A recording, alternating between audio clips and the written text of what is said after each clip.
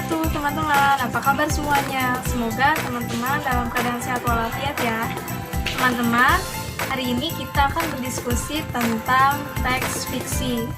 Teks fiksi itu adalah teks yang berisi hayalan. Teks fiksi sendiri yaitu berisi tentang imajinasi atau kreativitas yang dibuat oleh penulis. Kira-kira bagaimana pembahasan selengkapnya? Mari kita simak. Teks fiksi. Teks fiksi adalah teks yang tidak berdasarkan kejadian nyata.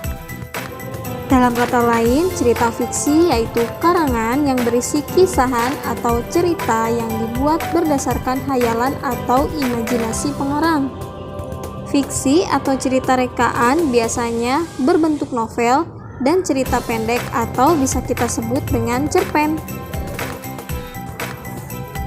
Karangan fiksi dibuat berusaha untuk menghidupkan perasaan atau menggugah emosi pembacanya. Itulah sebabnya tulisan ini dipengaruhi oleh subjektivitas pengarangnya.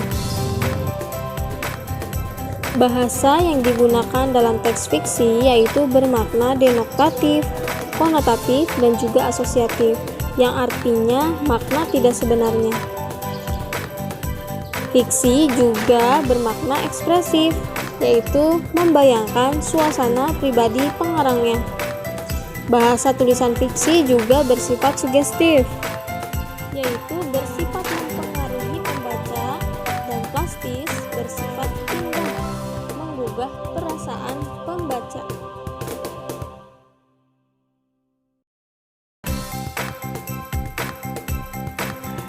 Unsur-unsur intrinsik teks fiksi. Yang pertama itu ada tema.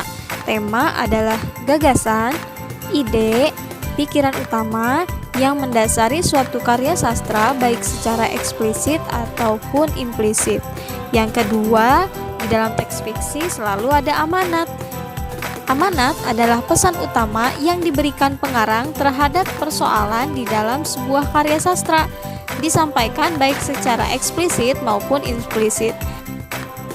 Eksplisit maupun implisit artinya secara langsung ataupun tidak langsung.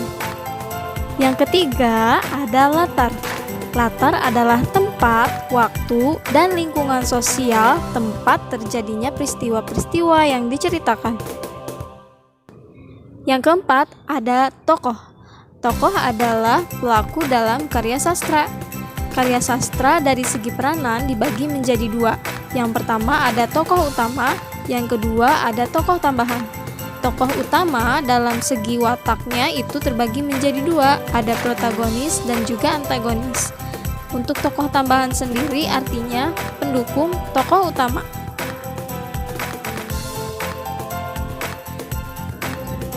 Alur adalah rangkaian peristiwa dalam sebuah cerita.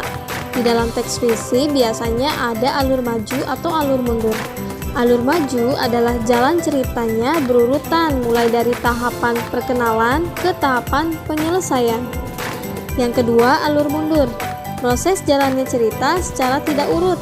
Biasanya dimulai dari konflik menuju penyelesaian, kemudian menceritakan kembali latar belakang timbulnya konflik tersebut.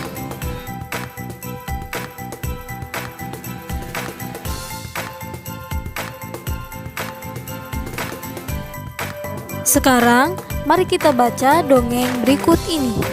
Dongeng ini berjudul Hujan dan Semut. Di tepi sungai, hiduplah sekelompok semut pekerja yang mempunyai seorang pemimpin, yaitu sang ratu. Semut pekerja itu sedang mengumpulkan makanan untuk persediaan jika musim penghujan datang. Namun, pada suatu malam, tiba-tiba hujan turun begitu deras. Makanan yang mereka kumpulkan seketika hanyut, terbawa derasnya hujan. Semua semut pekerja itu panik dan mulai berlarian tanpa arah. Lalu, sang ratu memerintahkan semua semut pekerja untuk tetap bersama dan saling berpegangan. Hal ini dilakukan agar semut-semut kuat jika terkena air hujan. Sang ratu berkata, "Wahai saudaraku, tetaplah saling berdampingan agar kita semakin kuat melawan derasnya hujan yang turun."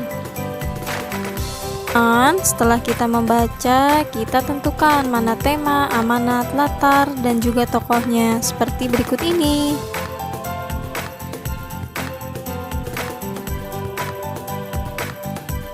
Nah teman-teman, itu dia tadi pembahasan mengenai teks fiksi.